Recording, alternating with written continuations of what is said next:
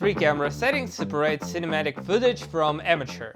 Most beginner filmmakers have all 3 wrong. First one is frames per second. When I was younger filmmaker, I bought my first camera and it was Canon 77D. It has 60 FPS and I thought this is great because I will get the most cinematic footage with the 60 FPS.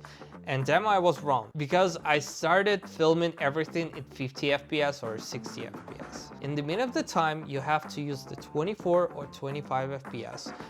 You can use the NTSC or PAL. If you're in the US, you are using NTSC. It has 60 Hz and you can use 24 and 30 and 60 FPS.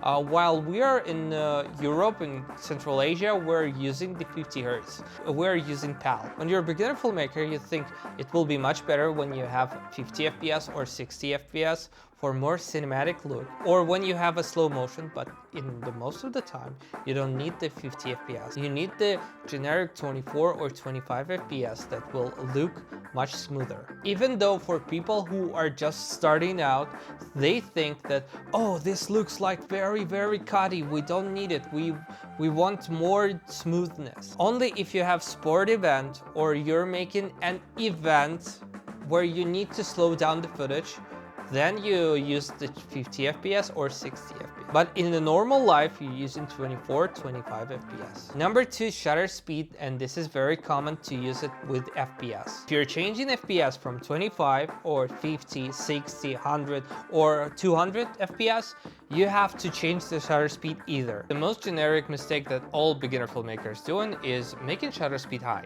It means that you're doing the 1 to 1000 or 1 to 2000 or 1 to 10,000 shutter speed, and it's basically bad. Now, if you look at this, you will see the difference because the blur became much stuttered.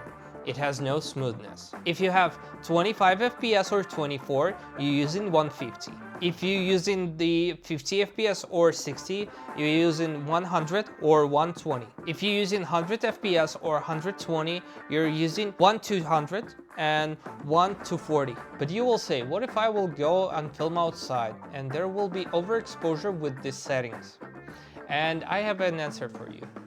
This is an ND filter. This is like a sunglasses for your camera. You're using it to get the overexposure and expose like you want it. This will help you to get cinematic footage and smooth picture with it. ND filter has 2 types. First one is circular, second one is square. Circulars can be screwed in. Circular separates by 2 types.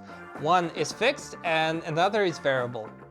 I have variable in my hand, and you can see here it consists of 2 glasses. When you rotate them, they create different stops of light, from 2 to 5 stops. And I just want to warn you that you don't need to buy expensive ND filters. You can buy something like KNF or Freewell and it won't cost you much. The third one is ISO, and I just want to warn you that some cameras have different base ISO or native ISO. What does it mean? It means if you have native or base ISO, you have the least amount of noise. And like my old Canon 77D has no base ISO, and that's why I assumed that the base ISO has to be the lowest. But it was actually 400 ISO. In my opinion, it looks like it is. And some cameras like my Blackmagic has 2 base ISO. In the moment of changing ISO, I saw the switch from 1000 to 1250, and you can see that there is a difference between